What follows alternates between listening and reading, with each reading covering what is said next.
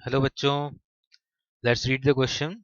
It say that in a young double slit experiment, if there is no initial phase difference between the light from the two slits, a point on the screen corresponding to fifth minimum has the path difference and four options are given.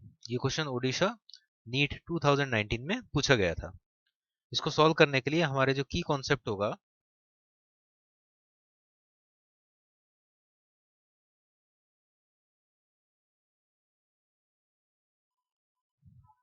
वो होगा that path difference is equal to lambda upon 2 pi into phase difference. एक तो हमें ये relation याद रखना है phase और पार्ट डिफरेंस के बीच में, और सेकेंडरी जो फेज डिफरेंस होगा वो अगर हम मिनीमास के लिए देखें तो मिनीमा के लिए यहाँ पर हमारा जनरल फॉर्मूला होता है 2n minus one into pi. Question में यहाँ पर फिफ्थ मिनीमा बोला है तो उसके लिए हम इधर से कैलकुलेट कर लेंगे.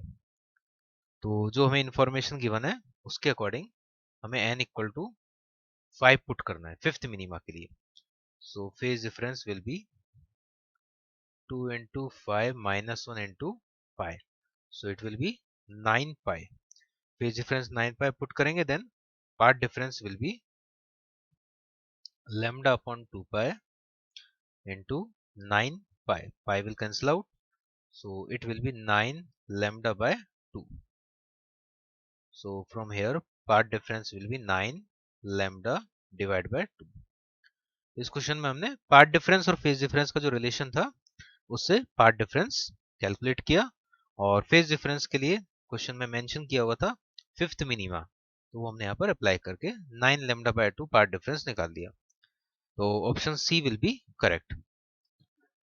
Hope you understand it well. Best of luck.